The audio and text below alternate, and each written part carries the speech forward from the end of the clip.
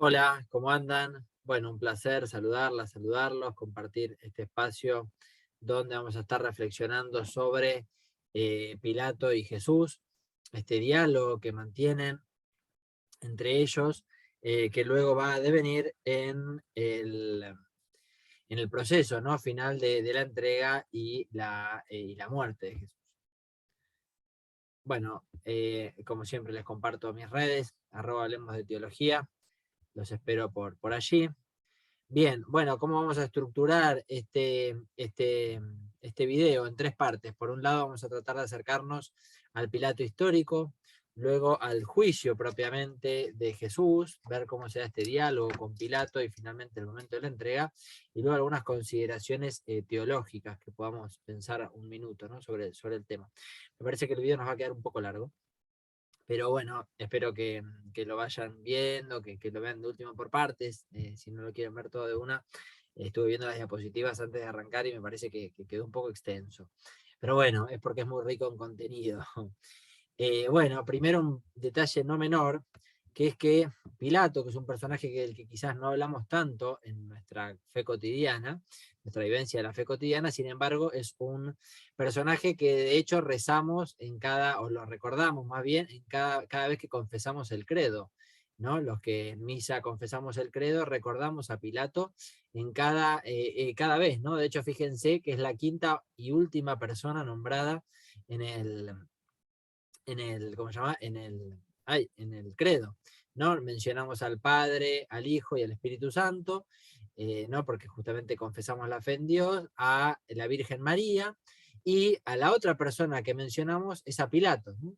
Es interesante este dato, ¿no? Porque no mencionamos a otros, por ejemplo, no mencionamos, no sé, a San Pedro o a San Pablo, ¿no? Santos de importancia, de mucha importancia en la tradición católica, no los mencionamos, sin embargo a Pilato sí. Bueno, para estar nombrado en el credo y recordarlo tanto, parece que lo tenemos poco presente en el día a día. Entonces nos vamos a acercar, para empezar, a el personaje, ¿no? A quién fue Pilato. Para él tenemos fuentes bíblicas dentro de la Biblia y fuentes extrabíblicas, ¿no? Por ejemplo, los evangelios apócrifos, historiadores de la época, otros textos, también datos arqueológicos. Bueno, tenemos, si se quiere, como tres formas de acercarnos o más bien en la historia, nos hemos acercado a la figura de Pilato de tres formas. Primero, una visión positiva, ¿no? Los evangelios apócrifos, uno de ellos, el conocido como el Acta Pilati, las actas, ¿no? Los actos de Pilato, eh, hablan de que Pilato y su esposa, Claudia Procla, eran conscientes de la divinidad de Jesús, ¿no? De hecho, lo reconocen como un santo, pero sucumben, ¿no? Terminan entregándolo a muerte, bueno, Pilato, por la ira de los judíos y de los paganos. De alguna forma ellos no fueron culpables, ¿no? Para esta visión positiva de Pilato, ellos no fueron culpables de la muerte de Jesús, ¿no? De hecho, fíjense este pequeño párrafo que es de uno de estos evangelios, donde Jesús le dice a Pilato lo van a decapitar por haber matado a Jesús, Jesús se le aparece, ya muerto, no resucitado, y le dice, todos los pueblos y todas las generaciones proclamarán tu felicidad, ¿no? O sea, Jesús le dice a Pilato, ¿no? Porque bajo tu gobierno se han cumplido las profecías que tenían que ver conmigo. Y tú, mi testigo, aparecerás en mi segunda venida. Fíjense, a Pilato lo pone en el contexto de la segunda venida. Cuando juzgue a las 12 tribus de Israel y a aquellos que no confiesan mi nombre, ¿no? Si será importante para esta visión Pilato que Jesús lo pone a su lado en la segunda venida. Y de hecho, Pilato y Claudia Procla, su esposa, fueron declarados santos, ¿no? En las iglesias etíope y bizantina, ¿no? En la iglesia católica.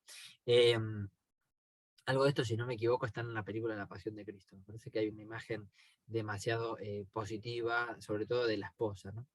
Y de la duda de Pilato, que es cierto que está en los evangelios la duda de Pilato, pero no con esta visión tan positiva. Ya vamos a ver cuál es la visión de los evangelios. Y después, por otro, si se quiere, esto es lo que en historia se llama a veces la leyenda blanca y la leyenda dorada y la leyenda negra, ¿no? Como la leyenda buena, la leyenda mala. Bueno, hay una visión muy negativa también de Pilato, que no viene específicamente por los evangelios, sino más por los historiadores y narradores judíos y también cristianos de la época, que pintan o más bien manifiestan a un Pilato muy violento, corrupto, inflexible, obstinado, cruel, Esto surge porque Pilato, en el contexto de Jesús, no es solamente conocido por los evangelios y el contexto del juicio a Jesús, sino que con Pilato había habido ya varios enfrentamientos que el pueblo judío tiene con él, ¿no? Porque quiere imponer determinadas cuestiones que tienen que ver con la política romana y los judíos se enfrentan a él. Eh, de hecho, fíjense, la leyenda esta negra, por así decirlo, ¿no? Como se suele decir, que esta leyenda muy negativa sobre Pilato, que dice que inclusive cuando se suicida, dice que el texto que Pilato, porque no se conoce, ¿no? Esto no lo dije, pero no se conoce los episodios de la muerte de Pilato, se conocen por estas fuentes extrabíblicas que más bien tienen una intencionalidad teológica más que una cuestión histórica, ¿no? En estos textos dicen que Pilato se suicida, no llega a morir, pero de hecho no se conocen, ¿no? Históricamente no se conocen datos, y su cuerpo es arrojado al mar, ¿no? Y de su cuerpo, ya muerto, ¿no? Arrojado al mar, salen demonios, ¿no? Y de hecho, bueno, a su alma luego no le dejan descansar en paz, su cuerpo se lo disputan unos demonios, bueno, vemos que es muy negativa la visión. Pero de vuelta, no tiene que ver solamente con lo que pasó con Jesús, sino con la relación que Pilato tenía con el pueblo judío. No es por el tema de haber matado a Jesús, sino por su relación con el pueblo. En los evangelios, ahora sí nos encontramos una posición más bien intermedia, ¿no? Ni muy positivo ni muy negativo. Más bien aparece como una persona práctica, política, que conoce muy bien su función y la del proceso judicial que está por enfrentar Jesús. Vamos a ver esto bastante desarrollado en lo que queda de la charla. A veces inclusive se lo ve medio timorato, ¿no? A veces se lo ve muy resolutivo y muy autoritario, y a veces se lo ve medio timorato, ¿no? Más bien prudente, ¿no? Alguien podría decir, bueno, más que timorato es prudente. Se lo ve como alguien sabio en cuanto a conocedor del proceso judicial, a veces irónico, algunos han manifestado algunas de sus palabras como irónicas, algo resolutivo, autoritario, pero sí esto me parece interesante, también supersticioso y escéptico, ¿no? No es un escepticismo al sentido filosófico, que circulaba mucho en la época y podría ser, sino, y en altas esferas romanas, ¿no? Sino supersticioso, ¿no? Hay un momento en el que pareciera que Pilato teme, en un momento del diálogo, parece que Pilato teme por la imagen de Jesús, porque era común en la época, y sobre todo en la religión romana, en las religiones del contexto, que los dioses se encarnen o tomen forma humana, ¿no? Entonces, en algún momento pareciera que en el diálogo medio que Pilato se pone un poco nervioso por la posibilidad de que esté frente a un dios, ¿no? O a una representación divina, no necesariamente cristiana, ¿no? O reconociendo al rey de los judíos como tal. Pero es claro que frente a la pluralidad religiosa propia del contexto romano, Pilato acepta la pluralidad, pero la supremacía romana, ¿no? El problema va a estar en consonancia con la autoridad romana. Y acá lo que nos preguntamos cuando hablamos de la imagen de Pilato y especialmente de los, ¿cómo se llama? De los diálogos que vamos a encontrarnos a continuación, que están narrados, todos los hechos finales de la vida de Jesús están narrados por los evangelios, y claro, alguien diría, ¿cómo sabemos que exactamente el diálogo que tuvieron Jesús y Pilato es el que se narra en el Evangelio de Juan si nadie estaba tomando nota? Bueno, es que sabemos muy bien, ¿no? Para esto tendríamos que tener una charla sobre Sagradas Escrituras, ¿no? Y saber qué son los evangelios. Para eso sería otra conversación, si quieren me lo piden y lo armamos. Pero acá estamos frente a más bien una narración teológica, ¿no? Los evangelios son narraciones teológicas que toman datos históricos, pero por una intencionalidad determinada, ¿no? Acá pienso en el Evangelio de Juan, ¿no? El final del Evangelio de Juan esto lo dice explícitamente, ¿no? No es una interpretación. Bueno, vamos a ir mostrando, no vamos a leer todos los textos, pero voy a irme echando en el medio el diálogo entre Jesús y Pilato en el Evangelio de Juan, ¿no? Pilato reconoce, estoy en el versículo 31, Pilato reconoce que hay una ley que tienen los judíos y que ellos pueden condenar a una persona, sin embargo ellos replican que no pueden dar muerte a nadie, y esto es cierto, ¿no? Vamos a ver. Pilato, bueno, se toma en serio porque una condena a muerte era cosa seria y condenar a una persona a muerte era cosa seria, entonces lo lleva aparte, ¿no? Y le pregunta, ¿eres tú el rey de los judíos? Bueno, vamos a desentrañar un poco esta historia, ¿no? Comenzamos, si se quiere, entre comillas, ya vamos a ver, el juicio, ¿no? A Jesús. Acá tenemos que de vuelta recordar esto que decía antes, ¿no? Pasamos de la historicidad del diálogo al sentido teológico. no nos importa reparar en la palabra exacta, porque esto supondría que alguien de vuelta estaba tomando nota, ¿no? Y ciertamente vamos a ver que no es de un interés romano la muerte de Jesús, ¿no? A Pilato tanto no le afectaba el sentido, la muerte de Jesús en particular, ¿no? Más bien hay un sentido teológico en la narrativa. Fíjense esto, ¿no? Estoy en el punto número 2, ¿no? A Pilato le tocaba enjuiciar un hombre que no había ordenado apresar. Es decir, él no lo manda a apresar. Pilato no toma la decisión de apresar a Jesús. Eh, de hecho, no tenía denuncias previas, ¿no? Alguien podría decir, bueno, estaba el episodio del templo, ¿no? De que él echa a los mercaderes del templo, etcétera, ¿no? Pero no es propiamente un conflicto con el imperio, ¿no? Para las autoridades romanas Jesús era un desconocido, ¿no? Jesús no representaba, antes de llegar a Pilato, una, una amenaza, ¿no? Si se quiere, no lo tenían marcado, como se dice, no lo tenían fichado. Eh, la acusación a muerte es un delito grave, es una acusación muy grave, ¿no? Eh, por eso Pilato se toma en serio la pregunta, se toma en serio la acusación, ¿no? No es que puede decir, bueno, es como un loquito, así como así nomás. No. Pilato se toma en serio y arranca por el lado que más conflicto le traería con las autoridades romanas. ¿Cuál? El que Jesús se autoproclame rey, ¿no? Entonces la pregunta, ¿eres tú el rey de los judíos? Hasta acá estamos en un tema, ¿no? Porque ellos no te reconocen como rey, pero vos decís que sos rey. Como los romanos habían privado al Sanedrín de dar una condena a muerte, si esta condena a muerte no hubiera estado, vieron que decían, ¿no? Nosotros no tenemos permitido darle muerte a nadie, le dicen los judíos a Pilato, si esta reglamentación no hubiera estado, Jesús hubiera sido lapidado, ¿no? Según el derecho de los judíos. Pero bueno, no lo tenían permitido en el contexto del Imperio Romano dar muerte, entonces se lo pasan a Pilato, ¿no? Ahora, a Pilato, evidentemente la cuestión religiosa mucho no le afecta, ¿no? El tema del judaísmo, porque Jesús le responde en un contexto religioso, ¿no? Y la acusación que los judíos hacen a Pilato sobre Jesús es religiosa. Por tanto, más bien Pilato, vamos a ver que todo el tiempo busca garantizar la paz, ¿no? La pax romana.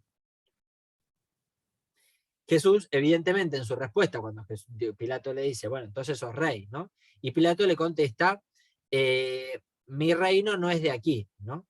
Es decir, Jesús está redefiniendo el concepto de reino. Claro, cuando una cosa es lo que Pilato pregunta y otra cosa es lo que Jesús responde. Las palabras parecieran ser las mismas, pero el sentido teológico que Jesús pone tiene una significación totalmente distinta. Ahora, claro, nosotros venimos leyendo el Evangelio, a medida que vamos leyendo cada uno de los 4 Evangelios, y llegamos a este tipo de expresiones, no nos extrañan, porque además leemos la Biblia desde nuestros prejuicios ya preconcebidos de la fe que hemos recibido. Entonces, cuando confesamos que Jesús es rey, o hablamos del reino de Dios, ya tenemos preconceptos. Entonces leemos el texto y decir, bueno, es obvio lo que Jesús le está contestando. Sí, claro, es obvio para los que estamos leyendo el texto, ¿no? Porque para eso está narrado el Evangelio de esta forma. No es obvio para Pilato que Jesús le es un total desconocido, le es una persona que no le implica ninguna amenaza y le habla de un reino, ¿no? Para Jesús, el reino entonces no es de aquí. ¿En qué sentido no es de aquí? ¿No? También es una pregunta. ¿Qué es de otra esfera? No, porque también sabemos que el reino, también Jesús lo enseñó, Jesús lo enseña en las parábolas, comienza a partir de Jesús, y lo vamos a ver, porque si se quiere acá empieza la respuesta, ¿no? La respuesta se ensaya dicen Jesús que eres tú que el rey de los judíos, ¿no? Si se quiere la respuesta va de acá hasta el final, ¿no? Hasta la resurrección. Ahora, ¿en qué sentido no es de aquí? ¿No? En el sentido de que para esto hay que leer justamente todo lo que Jesús, o escuchar a Jesús en todo lo que había enseñado. El reino ya está presente de alguna forma, aunque no definitiva. Nosotros, quienes trabajamos la tierra, en las parábolas, tenemos que construir con Dios el reino, ¿no? El venga a nosotros tu reino es el ya todavía no, estamos aquí haciendo ahora el reino de los cielos, ¿no? A partir de la resurrección de Jesús, a partir de la confesión de la fe del bautismo. Y la realeza se basa en la verdad. Ahora también tendremos que desentrañar qué es la verdad. Jesús responde, mi reino no es de este mundo. Y Jesús habla sobre la verdad, ¿no? Respondió Jesús, si como dice soy rey, para dar testimonio de la verdad. Para eso vine al mundo, para dar testimonio de la verdad, ¿no? Todo el que es de la verdad escucha mi voz. Y Pilato le responde con esta pregunta que tanto ha deslumbrado a filósofos, teólogos, artistas a lo largo de miles de años, ¿no? ¿Qué es la verdad? ¿No? Y se va, dice, se va, no se queda a escuchar la respuesta. Bueno, ahora vamos a ver qué es esto, ¿no? Y luego también vamos a reparar brevemente en el episodio de Barrabás, que es lo que sucede con Barrabás. Bueno, ¿qué es la verdad? Lo que tenemos de fondo en la imagen es una de las puertas, creo que es la puerta principal, si no me equivoco, de la Sagrada Familia en Barcelona, ¿no? Que son todas frases del diálogo entre Jesús y Pilato, y destacado en el medio, ahí lo ven como más claro, tapa la imagen, pero lo ven ahí más en dorado arriba, que es la verdad, ¿no? Está marcado como más claro, ¿no? Bueno, la verdad podemos entenderla de múltiples formas, y de hecho en la historia de la teología y de la filosofía se ha entendido de múltiples formas. Una forma clásica de entenderlo desde la filosofía y también desde la teología es la verdad como un conjunto de verdades, ¿no? La adecuación entre el entendimiento y la realidad, ¿no? La famosa expresión tomista. Ahora, esto podría ser una forma de entender que la verdad de la que habla Jesús es la verdad, si se quiere, como minúscula y plural, ¿no? Verdades, ¿no? En esto escuchamos mucho, que hay mucha gente que basa su fe más en la defensa de verdades, porque le interesa más la defensa de las doctrinas y de las verdades, que la verdad en un sentido más evangélico del término, que es el que Jesús utiliza, ¿no? Que nos lo encontramos en el Evangelio de Juan, porque estamos leyendo el texto en el Evangelio de Juan, y que es la verdad aparece en el texto en el Evangelio de Juan, por tanto, más bien pareciera que requiere ser interpretado de lo que el mismo Evangelio quiere decir, que la verdad se identifica con Jesús mismo, ¿no? Yo soy el camino, la verdad y la vida. Ahora también esta pregunta, ¿qué es la verdad? Se han deslumbrado también filósofos, ¿no? A lo largo de la historia, si es ironía, si es escepticismo, ¿no? Que también estaba muy en la época en la que se relatan los textos de los evangelios. Y puede aparecer, ¿no? Justamente la pregunta por cómo entender qué es la verdad, ¿no? Bueno, en este sentido, leyendo desde el Evangelio de Juan y tratando de hacer una interpretación, diríamos, bueno, más bien no parece tanto ser irónica o escéptica, ¿no? Más bien es teológica, porque en el relato del Evangelio de Juan lo que más importa es dar referencias teológicas de lo sucedido. Por tanto, más bien acá pareciera ser un conflicto de oposiciones, ¿no? El Evangelio de Juan está plagado de este tipo de relaciones, ¿no? De oposiciones. La luz y las tinieblas, ¿no? Se oponen, el mundo y el reino, ¿no? El príncipe de este mundo, ¿no? La vida con minúscula y la vida con mayúscula, ¿no? De modo tal que qué es la verdad, más bien pareciera que es una constatación de la oposición, ¿no? Lo que está queriendo dejar en claro es de que Jesús está anunciándose a sí mismo: yo soy el camino, la verdad y la vida, y Pilato, por tener justamente cerrado el corazón en lo que Jesús le está revelando, es la oposición, ¿no? Frente a la respuesta, reaparece la pregunta y no le interesa la respuesta, ¿no? Es casi como un discurso, es casi como un monólogo, eso es lo que quiere decir, ¿no? Jesús está monologando porque no tiene con quién dialogar, porque Pilato no le quiere dialogar. A Pilato no le interesa la respuesta, porque justamente su camino es el de la oposición. De hecho, más bien pareciera que es una pregunta que, al no tener una respuesta explícita, invita al lector a descubrir la respuesta en lo que queda del camino. La verdad, con mayúsculas, yo soy el camino, la verdad y la vida, es Jesús mismo, ¿no? Jesús mismo es rey, coronado en la cruz y en la resurrección. Él es el rey, ¿no? Él es el rey. Y también reparábamos en el personaje de Barrabás, ¿no? Que es que aparece ahí al costado. ¿Cuál es el problema? Pilato no encuentra culpa en Jesús, ¿no? Más bien, Pilato, en su autoridad de prefecto, podría haber cerrado el proceso, dar por finalizado el proceso judicial y liberarlo, ¿no? Sin embargo, apela a esta amnistía pascual, ¿no? ¿Por qué? ¿Por qué? Bueno, podría ser por presión popular o por insistencia en no promulgar sentencia. Más bien pareciera que va en esta segunda línea, ¿no? Pilato accede, ¿no? a la amnistía pascual para no tomar la decisión y no ser el que verdaderamente está decidiendo la liberación de Jesús, o la presión popular. Bueno, sería interesante esto, ¿no? Porque se da constancia de la presión popular, es claro, pero también se deja constancia implícitamente, porque uno lee el texto, que Pilato nunca se la juega, que Pilato nunca dice lo que hay y lo que no hay que hacer. Y él tiene la autoridad para hacerlo. Entonces es llamativo que quien tiene la autoridad no la ejerce. El texto de Barrabás también es interesante esto, a diferencia de otras cuestiones que le pasan a Jesús entre los juicios, la muerte y la resurrección. El tema de Barrabás está atestiguado por los 4 evangelios, ¿no? Los 4 evangelios dan cuenta del episodio de Barrabás, ¿no? Se diferencian en cuál sería la condena de Barrabás, ¿no? Si fue un bandido, un terrorista, un sedicioso, ¿no? Lo que sí podemos decir es que Barrabás significa etimológicamente el nombre hijo del padre, ¿no? Bueno, cualquier similitud con la realidad, ¿no? No es pura coincidencia en este caso. ¿Por qué? Porque Jesús, ¿no? Justamente se presenta como hijo del padre durante toda su vida. Entonces es claro que entre Barrabás y Jesús se da un paralelismo histórico-teológico en la narración de los evangelios para hablar del sentido mesiánico, ¿no? El sentido mesiánico pareciera ser el mismo, hijo del padre, la acusación es la misma, es un sedicioso, es un bandido, es un terrorista. Sin embargo, la resolución es totalmente distinta. El pueblo, por aclamación popular, elige al que saben que sí es culpable.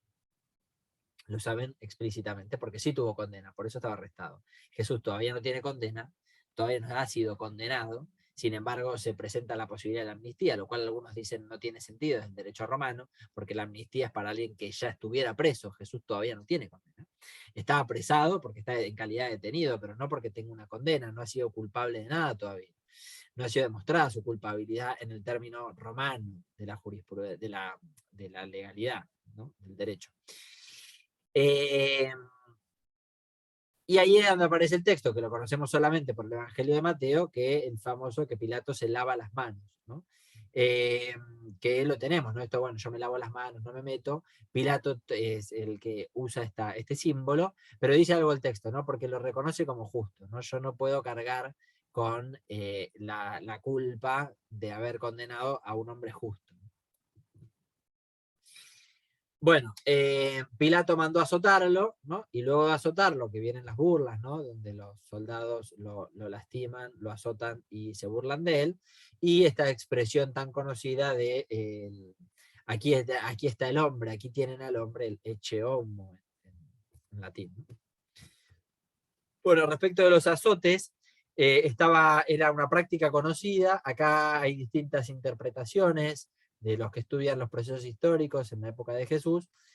Algunos lo tenían como castigo o escarmiento frente a un delito menor, ¿no? No frente a un delito tan grave que supusiera darle la condena a muerte, entonces se lo castigaba, ¿no? Como un escarmiento el azote, ¿no? Que pareciera ser el sentido de Lucas 23, perdón, la narración en Lucas, que dice esto, ¿no? Bueno, lo mando a azotar y quizás después de esto lo puedo liberar, ¿no? Sin embargo, para otros estudiosos, en realidad es una instancia previa a la muerte de alguien que ya está condenado. Es decir, alguien que ya tiene condena a muerte, se lo mandaba a azotar para que quedara casi muerto, ¿no?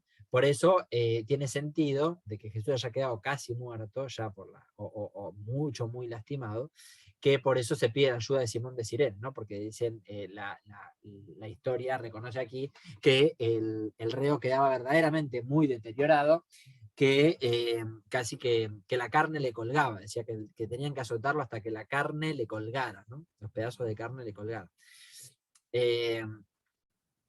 Y aquí está el tema del cartel, ¿no? Este rey de los judíos que se burlan, los soldados se burlan, ¿no? Del rey de los judíos. Bueno, aquí está el tema, ¿no? En que la expresión rey de los judíos en el idioma es basileus, que es la misma que se utiliza para rey y para emperador. Por tanto, el problema es claro, sobre todo para los soldados romanos que no tienen interés en la religión judía, que la acusación es por hacerse rey, es decir, ponerse en el lugar del emperador. Y aquí viene esta expresión tan conocida, aquí tienen al hombre, ¿no? Aquí es ¿no? El que les preocupa, diríamos, ¿no? El ecce homo, aquí está, ¿no? El hombre.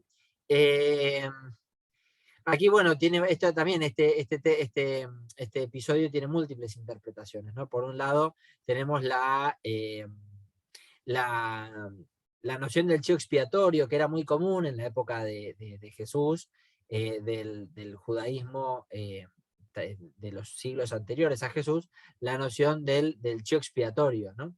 Que es justamente este animal al cual se le cargan los pecados del pueblo y se lo largaba para que camine por el desierto hasta la muerte, se lo cargaba de los pecados. Ahora, esta noción del chivo expiatorio sigue existiendo, ¿no? Todavía hoy lo usamos la expresión, ¿no? El chivo expiatorio, que es que donde hay una sociedad que reconoce algún tipo de corrupción personal o social, deriva en un tercero, lo más inocente posible, toda la culpabilidad, ¿no? Entonces, ¿la culpa de quién es? Ah, la culpa es de tal, la culpa es de tal, la culpa es de tal, la culpa es de tal, cuando en el fondo quien acusa a ese, cuanto más inocente, más indefenso, mejor, en el fondo son quienes están pertrechando el acto de corrupción, ¿no? Esto es un mecanismo que hasta hoy escuchamos, que sucede, bueno, no quiero empezar con detalles, pero vengo de un problema laboral muy parecido en este sentido. Bueno,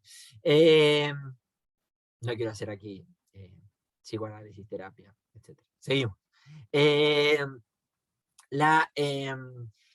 Acá evidentemente se da algo, que es la incomprensión de la divinidad, ¿no?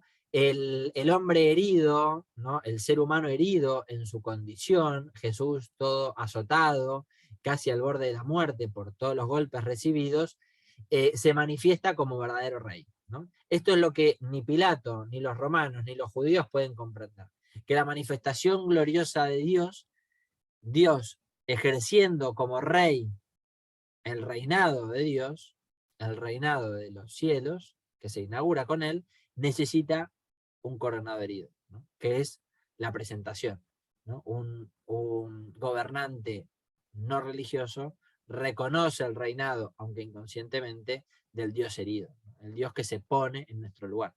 Por eso Jesús carga con los pecados, ¿no? Y esto es interesante porque comúnmente hablamos de la función de Jesús carga. Jesús murió en la cruz por nuestros pecados. Bueno, acá hay una doble interpretación, no nos quedamos siempre con una. ¿Cuál? La primera que voy a explicar, que es, bueno, por mi culpa, ¿no? Por mi culpa, por las cosas que yo he hecho mal, y yo con cada cosa que hago mal lo crucifico, y cada cosa, cada pecado que cometo lo clavo en la cruz y le clavo digo, todos estos ejemplos en la pastoral cada uno sabrá, ¿no? Pero lo hemos escuchado más de una vez, que está muy bien, ¿no? En la tradición tiene, si alguien lo quiere fundamentar desde la tradición, tiene un peso importante, ¿no? Sin embargo, también la función vicaria es que Jesús se pone, Jesús carga con la cruz por nuestros pecados, porque Él lo hace para que no lo hagamos nosotros. Es Él el que asume nuestro lugar. Si se quiere, en palabras más actuales, sería la empatía. Jesús es el que empatiza hasta el extremo, hasta dar la vida. Jesús se pone verdaderamente en nuestros zapatos para que nosotros no tengamos que hacerlo. Es Él el que nos asume. Si alguno conoce el cuento de las huellas en la arena, es esto. Es cuando estamos nosotros más flaqueando, más complicados, más a punto de mandarnos una, es Él el que dice, pará, ya lo hice yo. El pecado ya lo pagué. Tu pecado ya lo pagué. Por eso no hay pecado que no pueda perdonar.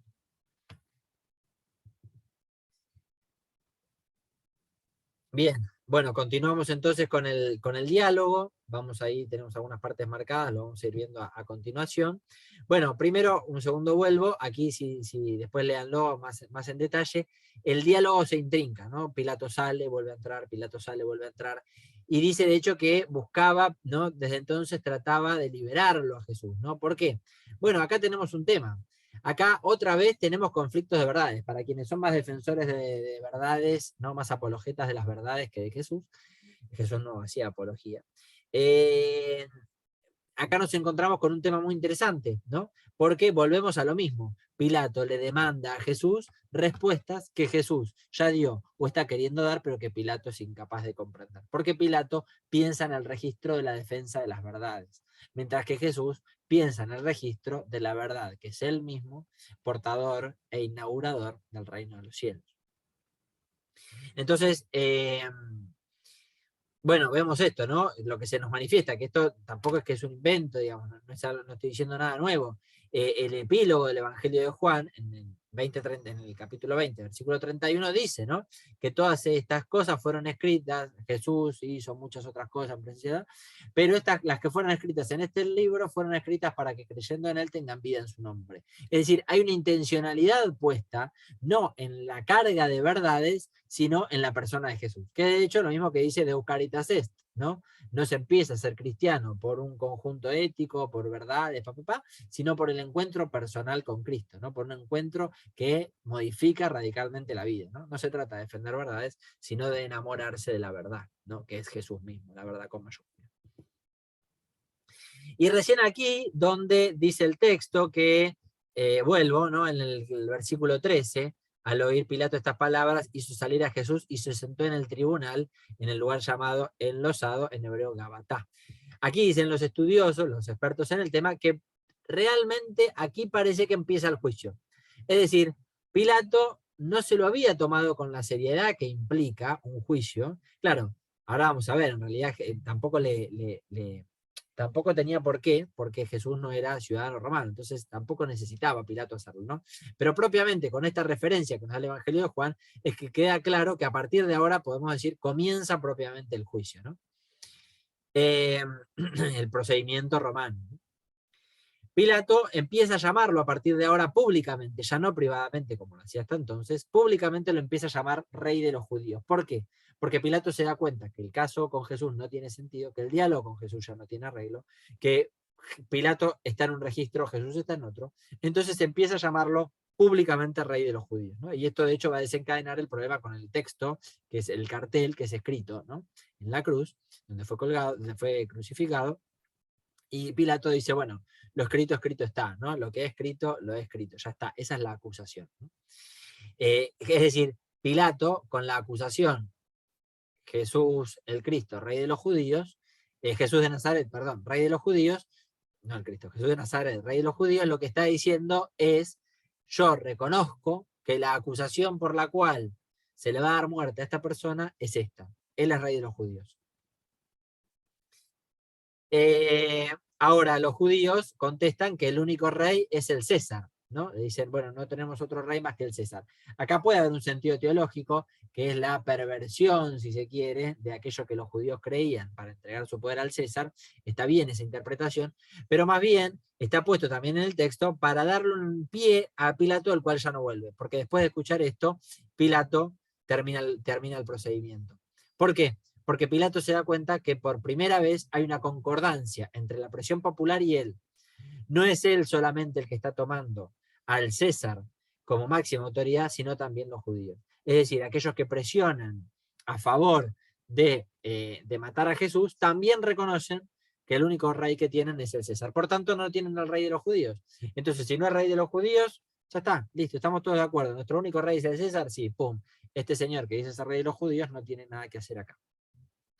Por eso por eso ahí Pilato da por finalizado el proceso, ¿no? Sin embargo, vamos a ver que falta la condena. Pilato no dice, y Jesús fue condenado a muerte, ¿no? No lo dice. Sabemos que una sentencia a muerte evidentemente tuvo que haber, que históricamente tuvo que existir, pero los evangelios no relatan el dato de la condena. Ahora lo vamos a ver. También es cierto, también a esto los estudiosos reparan, que no hizo falta guardar un acta escrita del proceso judicial contra Jesús, porque Jesús no era un ciudadano romano. Entonces, la palabra de Pilato, la autoridad verbal de Pilato era suficiente para darle muerte sin dejar registro escrito. Entonces, propiamente Jesús no tuvo un juicio romano, ¿no? Diríamos, no hay un juicio, un procedimiento judicial en el sentido más estricto, ¿no? Del derecho romano. Pero Pilato también no tenía obligación de hacerlo, no es que Pilato falló en su trabajo, en realidad Pilato cumplió con su trabajo, ¿no? Por eso, cuando Pilato les dice, aquí tienen a su rey, y no dice nada más, lo que Pilato está diciendo es, bueno, listo, ya está, yo con este hombre no tengo nada que ver, ¿no? Por eso se lo toma como la sentencia a muerte, ¿no? Porque acá está el delito. Si ustedes reconocen, los judíos, si ustedes reconocen que su único rey es el César, yo reconozco claramente que mi único rey es el César, entonces el que sobra es Jesús. Aquí lo tienen. De hecho es llamativo, ¿no? Porque cuando le dicen, no digas este es el rey de los judíos, sino este decía ser el rey de los judíos, él no cambia el cartel. Porque está convencido de que el problema es el que Jesús es considerado el rey, y por eso tiene derecho a condenar la muerte. Bueno, respecto de la entrega entonces, ¿no? Vamos a ver que Pilato entrega a Jesús, no propiamente no lo condena, ¿no? Más bien parece que Pilato privilegió la paz romana, ¿no? No se interesó en reconocerlo ni como Dios ni como rey. No le interesó ni terminar de chequear el dato de que fuera rey, porque evidentemente no lo hace, porque se da cuenta que Jesús no tiene un reinado que sea peligroso para el imperio, y tampoco le interesa la cuestión divina, porque no es su religión. Entonces podemos decir que más bien Pilato juzga pragmáticamente, ¿no? Lo que le interesa es resolver la cuestión, resolver el problema, ¿no? Y un no ciudadano, un esclavo no ciudadano romano, no le implica mucho mayor complicación. De hecho, pareciera más bien que en los relatos de los evangelios se desprende esta idea, esto lo dice Benedicto XVI, que más bien Pilato se justifica a sí mismo, ¿no? En orden a contener la paz social, se justifica a sí mismo. Bueno, respecto al dato de la entrega, acá quizás está cortada la presentación por el cuadradito del Zoom. Vemos que, pero lo que está ahí es el relato del Evangelio de Juan. Lo que vemos acá son los 4 relatos, los 4 evangelios, fíjense que usan la misma expresión, ¿no? En Mateo se lo entregó, o sea, Pilato le entregó a Jesús para que fuera crucificado al pueblo. Pilato entregó a Jesús, Pilato se los entregó, Jesús fue entregado para ser crucificado, etc., ¿no? Es decir, los 4 evangelios, también acá hay coincidencia en los 4 evangelios dan el dato de que Jesús fue entregado, no fue condenado a muerte.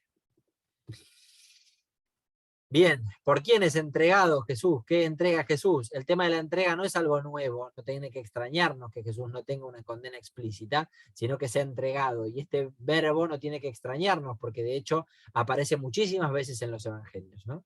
Jesús es entregado por Judas a los soldados. Jesús es el mismo verbo, ¿no? Son las mismas palabras las que se utilizan.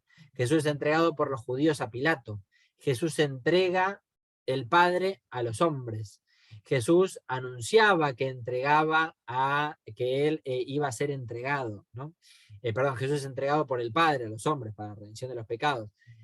Judas, los judíos y Pilato, en el fondo, realizan la obra que Jesús venía anunciando, que el Hijo del Hombre sea entregado. Y de hecho Jesús mismo entrega, ¿no? También el Espíritu, ¿no? En la crucifixión, e inclinando la cabeza, entregó el Espíritu, ¿no? Jesús entrega el Espíritu. Ahí está mal la cita. Eso es Juan 19, no 13. Está mal la cita. Inclinando la cabeza, entregó el Espíritu, ¿no? El verbo entregar está muy presente en los evangelios. Y ahora sí, para ir terminando, se nos hizo un montón de tiempo, perdón. Ya vamos terminando, las últimas reflexiones, si se quiere a modo teológico, no un acercamiento teológico. Entonces, ¿por qué no hay condena, ¿no? Bueno, propiamente lo que Jesús tuvo no fue un juicio, ¿no? Pero sí justicia, ¿no? Es decir, justicia a modo humano, ¿no? Justicia y salvación, es decir, la justicia a modo humano, ¿no? Y la salvación que Jesús quiere entregar se encuentran, pero de una forma irreconciliable. Pilato, garante humano de la justicia, del ámbito jurídico romano, se encuentra con el que viene a traer la salvación, de una forma irreconciliable. Por eso no se entienden, porque Jesús habla de una cosa cuando Pilato está queriendo justificar de otra manera. Sin embargo, esto también es llamativo, ¿no? No se encuentran, pero no se reconcilian, pero se someten.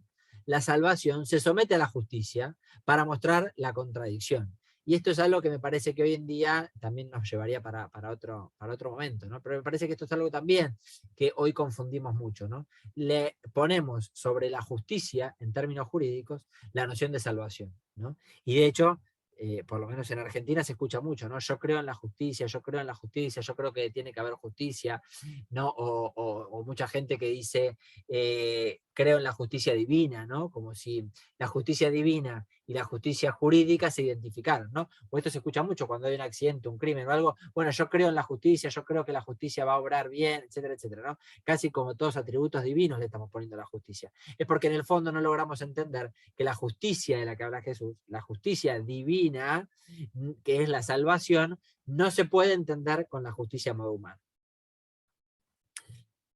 Por eso la cruz propiamente, decimos, no es una pena por como un castigo por un crimen cometido, ¿no? Fue condenado a muerte por un crimen que no cometió. Por tanto, no hubo juicio, ¿no?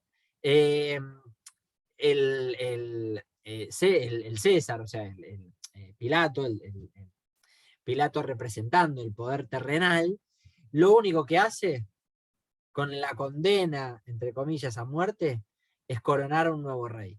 Lo que hace Pilato, o al menos lo que se desprende de los relatos evangélicos, es que la no condena implica en el fondo una apertura a un nuevo espacio, ¿no? La salvación no se logra entender con la justicia jurídica, terrenal, para abrirse a un nuevo espacio, para abrirse a un nuevo juicio. Por eso decimos, no hubo propiamente resolución del juicio, ¿no? Porque no lo puede haber entre estos dos reinos, más bien entre estos dos reinos hay siempre crisis, hay siempre tensión, la justicia divina, la justicia humana, ¿no? Cómo concebimos la misericordia y cómo concebimos la relación con el pecador, cómo concebimos la relación entre una dimensión objetiva y subjetiva de la experiencia religiosa, positiva, negativa, pecado, salvación, etc., ¿no? Entre la política y la religión, entre el ya todavía no del desarrollo del reino, del crecimiento del reino entre nosotros, de la instauración definitiva del reino mientras haya gente que sufre, ¿no? Esta entonces irreconciliabilidad, si se me permite, entre estos ambos elementos todavía continúan. ¿Por qué no se resuelve el juicio? Porque todavía está. Porque el juicio entre Pilato y Jesús todavía está abierto, todavía no ha sido resuelto, porque no hemos podido terminar de reconciliar verdaderamente la justicia entendida a modo humano y la justicia entendida a modo divino. En este sentido, la salvación, y con esto terminamos, en este sentido, la salvación que Jesús trae, que no se entiende en el diálogo con Pilato, porque Pilato no entiende lo que Jesús le plantea, porque Jesús está hablando de otra salvación, de otra justicia. El único y verdadero juicio que verdaderamente se hace, que verdaderamente Jesús hace, es el que está descrito en Mateo 25. Es la salvación con eje transversal de la misericordia, la que ejecuta la verdadera justicia divina, es decir, la verdadera salvación, en el amor que se tengan los unos a otros, ¿no? Por eso esto, perdón, ¿no? Pero por eso esto de, bueno, la justicia divina, ¿no? Nadie escapa a la justicia divina porque Dios lo va a castigar, Lo único que hacemos es proyectar nuestra justicia humana al plano de Dios. Cuando leyendo la justicia divina y verdaderamente experimentando lo que Dios dice, lo que Jesús mismo explicita, que es la justicia, es el amor de misericordia. No puede haber una justicia divina en esos términos cuando la justicia humana falla según el mérito y no sobre la misericordia. Bien, bueno, le hemos metido un montón, al final se extendió mucho más de lo que esperaba. Por supuesto, aguardo sus comentarios, sus preguntas para seguir profundizando, un feedback, alguna respuesta, y los espero a todos, por supuesto, en mi canal de Instagram, @Hablemos de Teología. Bueno, muchas gracias, y si están escuchando esto en contexto pascual, que es como fue escrito y es martes de Semana Santa, les deseo una muy feliz y bendecida Pascua de Resurrección a todos y todas. Muchas gracias, hasta luego.